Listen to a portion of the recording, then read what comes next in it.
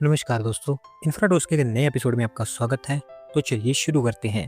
पहली खबर की शुरुआत करते हैं हमारी रेलवेज की तरफ से, जहां पर हमारी रेलवेज म्यांमार बॉर्डर तक अभी रेल लाइन प्लान कर रही है और अभी ऐसा बताया गया है कि इसका फाइनल लोकेशन सर्वे स्टार्ट हो चुका है और साल के अंत तक वो कंप्लीट भी हो जाएगा।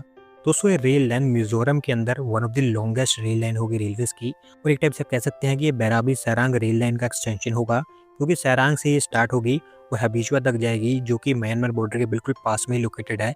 223 किलोमीटर की इसकी लेंथ होगी और एक बार जब ये बन जाती है तो पैसेंजर्स तो इसका इस्तेमाल करेंगे ही करेंगे, साथ साथ कलादान मल्टी मॉडल प्रोजेक्ट को भी इसके थ्रू सपोर्ट मिल पाएगा।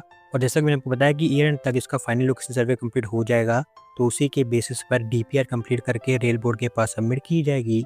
अगली दो अपडेट कोची मेट्रो के एक्सपेंशन को लेकर है, जहां पर कोची मेट्रो रेल लिमिटेड ने इसकी फेज 3 की डीपीआर के ऊपर ऑफिशियली काम स्टार्ट कर दिया है और Haryana based Systra MVA consulting limited को यहाँ पर कंसल्टेंट के रूप में हायर किया गया है।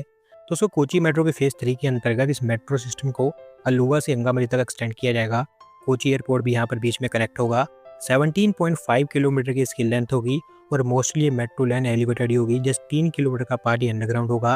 1.03 करोड़ रुपीस खर्च किए जाएंगे इसकी डीपीआर बनाने के लिए और अगले 6 महीने के अंदर अंदर डीपीआर तैयार होगी। अगली दो अपडेट हमारी इंडियन नेवी को लेकर है, जिन्होंने 2 और फ्रिगेट्स अभी कमीशन कर दिए हैं सक्सेसफुली विशाखापट्टनम के अंदर, और दोनों के दोनों नीलगिरी क्लास के फ्रिगेट्स बताए गए हैं। दोस्तों, इनमें से एक तो आईएनएस उदयगिरी है, जबकि दूसरा आईएनएस हिमगिरी है, जो दोनों के दोनों प्रोजेक्ट 17A का हिस्सा है। आईएनएस उदयगिरी को माजागोन डॉक शिप बिल्डर्स के द्वारा बनाया गया है, जबकि आईएनएस हिमगिरी को Garden Reach Shipbuilders and Engineers Limited के द्वारा बनाया गया है। दोनों के अंदर supersonic surface to surface missiles, medium range surface to air missiles, 76 mm की एमआर गन और एडवांस एंटी सबमरीन सिस्टम भी इक्विप किए गए हैं, जिसके चलते ओवरऑल हमारी इंडियन नेवी की फायर पावर कैपेबिलिटीज और बेहतर होती हुई दिखाई देंगी। अगली दो अपडेट पुणे एयरपोर्ट को लेकर है, जिसके एक्सपेंशन को लेकर airport authority of India 100 crore rupees यहाँ पर और इन्वेस्ट करने वाली है और अभी इसको लेकर स्टेट गवर्नमेंट ने कहा है कि अक्टूबर के अंत तक वो एयरपोर्ट अथॉरिटी ऑफ इंडिया को लैंड ट्रांसफर कर देंगे। दोस्तों, पुणे एयरपोर्ट ऑलरेडी 200 से ज़्यादा फ्लाइट्स डेली बेसिस पर हैंडल करता है और इसके चलते इस airport per day by day pressure बढ़ता ही जा रहा है, क्योंकि एयरपोर्ट इंफ्रास्ट्रक्चर उतना ज़्यादा नहीं है जितनी यहाँ पर फ्लाइट ऑपरेट हो रही हैं। तो उसी को हैंडल करने के लिए न्यू फैसिलिटीज़ यहाँ पर बनाई जाएंगी, जिसमें 5 एडिशनल पार्किंग बेस, एक रिमोट बे, जबकि एक डेडिकेटेड कार्गो टर्मिनल भी होगा। इन फैसिलिटीज़ के चलते होगा ये कि एयरपोर्ट डेली 50 से 60 और ज़्यादा फ्लाइट्स को हैंडल कर पाएगा, जो कि अगले 3-4 सालों के लिए काफ़ी होगा। अगली दो अपडेट लखनऊ से है, जहाँ पर दोस्तों ट्रैफिक कंजेशन को कम करने के लिए फिर सॉल्व करने के लिए लखनऊ के अंदर अभी एक और एलिवेटेड कॉरिडोर को लेकर काम स्टार्ट हो रहा है और इसके लिए UP state bridge corporation 489 crore रुपये खर्च करेगा।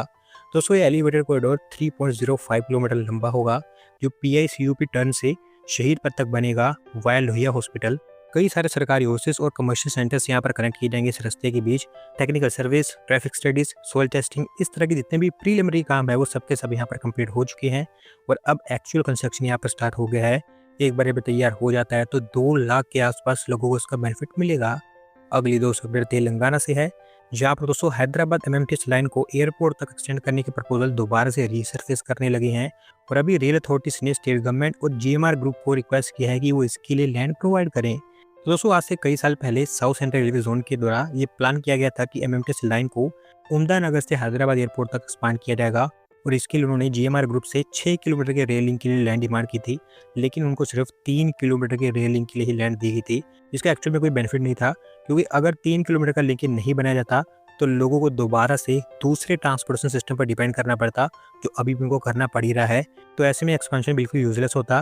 पर अब क्योंकि हैदराबाद मेट्रो के अंतर्गत एक पूरा कॉरिडोर प्लान किया जा रहा है एयरपोर्ट को लिंक करने के लिए, जो काफ़ी ज़्यादा महंगा है अगर आप इसे एमएमटीएस से कंपेयर करते हैं, क्योंकि इस एमएमटीएस के एक्सपेंशन के लिए तो सिर्फ 85 करोड़ रुपये ही खर्च करने पड़ेंगे, जबकि मेट्रो लाइन के ऊपर हंड्रेड्स ऑफ करोड़ की इन्वेस्टमेंट होगी।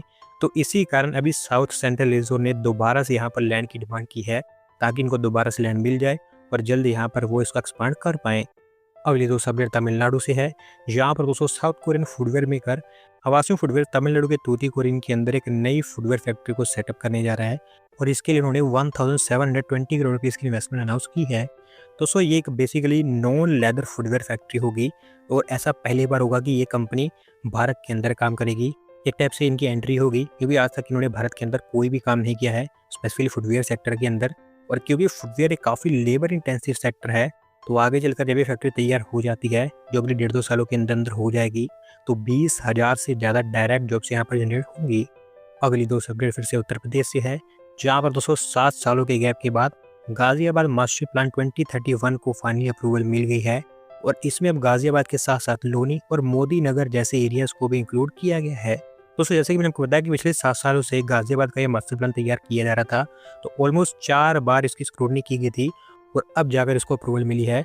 33,543 हेक्टेयर्स के एरिया यहाँ पर कवर किया जाएगा और गाजियाबाद के मास्टर प्लान में ऐसा पहली बार हो रहा है कि ट्रांजिट ओरिएंटेड डेवलपमेंट और स्पेशल डेवलपमेंट एरिया जोन्स को इंट्रोड्यूस किया जाएगा, जबकि पहले किसी भी मास्टर प्लान में ऐसा काम नहीं किया गया था।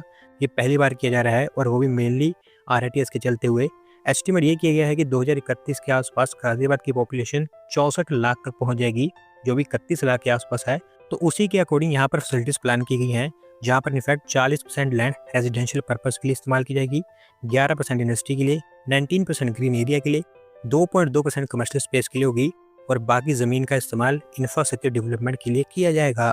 अगली दोस्तों अपडेट महाराष्ट्र से है, जहाँ पर जुपिटर इंटरनेशनल के द्वारा एक नई सोलर सेल फैक्ट्री प्लान की जा रही है नागपुर के अंदर।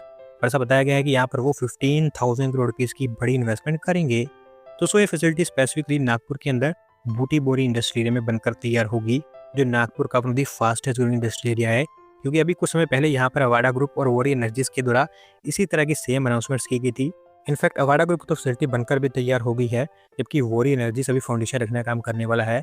और उसमें मैं बता दूं कि ये जस्ट एक स्टार्ट ही है, आगे चलकर JSW ग्रुप और रिलायंस के द्वारा भी इसी तरह की सोलर सेल फैक्ट्रीज यहाँ पर सेटअप की जाएंगी।